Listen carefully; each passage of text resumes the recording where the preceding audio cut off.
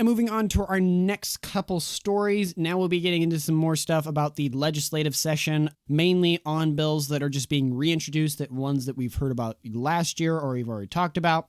But our first one here is not one of those, so I'm going to take a little bit more time in our discussion to talk about it. Religious schools and state funding. This comes by KTVB7 by Laura Guido of Idaho Press.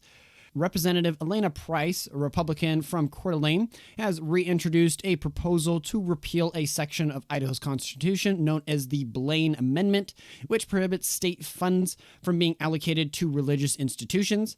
The legislation, if passed, would remove the constitutional restriction on public funds going to any religious entity for any religious purpose, including supporting any educational institutions controlled by religious denominations. The process of the constitutional amendment requires a 2/3 majority in both the chamber and approval by Idaho voters. If the bill passes, the question will be put on the ballot in November. Price argues that recent U.S. Supreme Court rulings have rendered the Blaine Amendment null and void. These rulings, originating in Montana and Maine, stated that if states provide funds to private schools, religious schools must be also considered. The Blaine Amendment has been a target for those seeking to implement programs that would allow state funds to go towards private school tuition. Supporters of such legislation often prefer to send their children to private religious schools due to dissatisfaction with public schools. However, opponents argue that Idaho already has inadequate funds for its public schools and that these proposals would divert money into private and religious institutions that lack reporting requirements. Former Attorney General Jim Jones has been a vocal opponent of the moves to allow K-12 funding to go toward private schools. He argues that until the state adequately funds its public education system, it should not provide funding to private or church-sponsored schools. Which, first, for context, the Blaine Amendment is present in 37 states' constitutions, including Idaho, of course. Then referring to those Supreme Court cases that we referred about earlier in the story here, I went out and looked them up. In 2022, the Supreme Court ruled in Espinoza versus Montana Department of Revenue that the application of Montana's Blaine Amendment to exclude religious schools from its state scholarship program violated free exercise clause of the First Amendment. Also in 2022, for the second one, the Supreme Court further eroded the power of the Blaine Amendments and Carson versus Mankin. The court ruled that the state could not prohibit families participating in education choice programs from choosing religious schools. These rulings marked a significant shift in the interpretation of the Blaine Amendments, suggesting that they couldn't be used to discriminate against religious institutions in the context of public funding. So that's why we're now where we're at with this bill kind of coming forward in the Idaho legislature in this session. Right. Yeah, no, that's interesting. So it brings up there's a couple things that I noted in this article that I wanted to point out. The first is from former Attorney General Jim Jones. He said that until the state adequately funds its public education system, well, currently we're going to close some of our schools in Nampa because kids are leaving those schools to go to schools that don't suck. So thing number one is more money doesn't equal better schools. This is where I think that having a free market for education makes way more sense than a publicly funded education system. Because in a free market system, those schools that succeed and have a good product, well, those ones will have more students sent to them.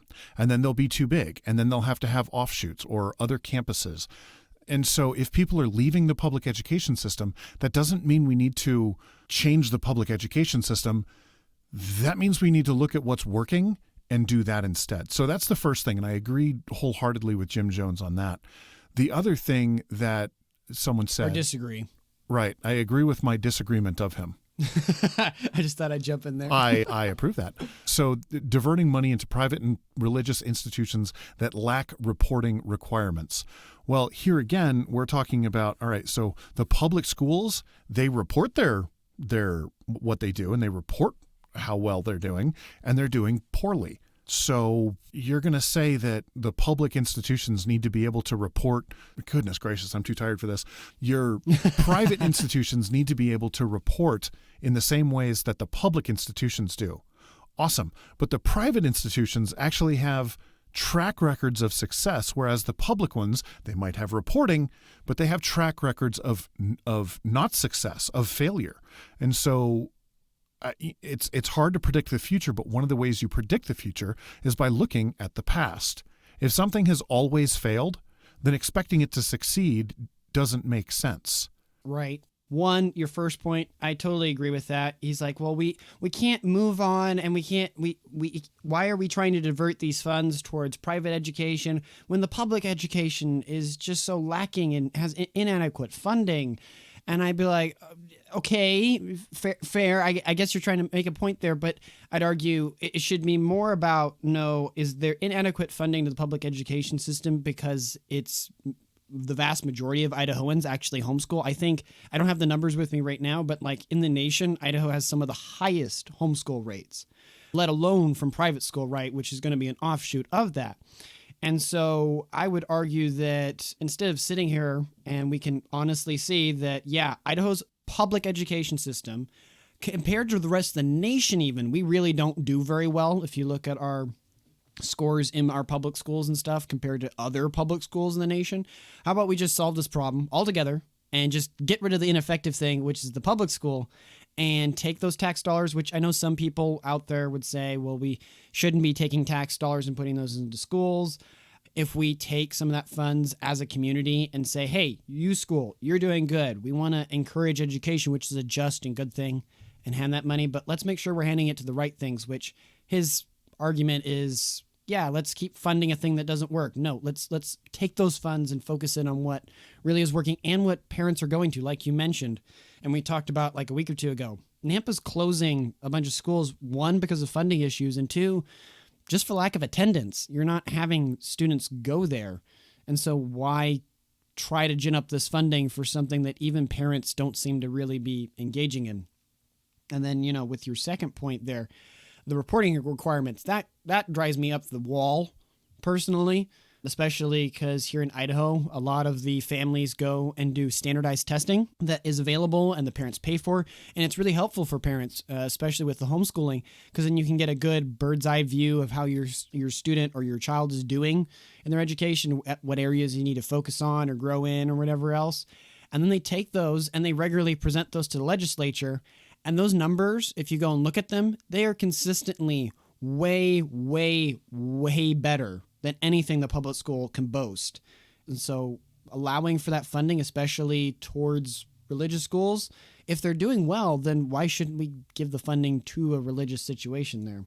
The only thing that I can see that would make me, as a parent of homeschool children, not want to accept government money is because with government money comes government strings.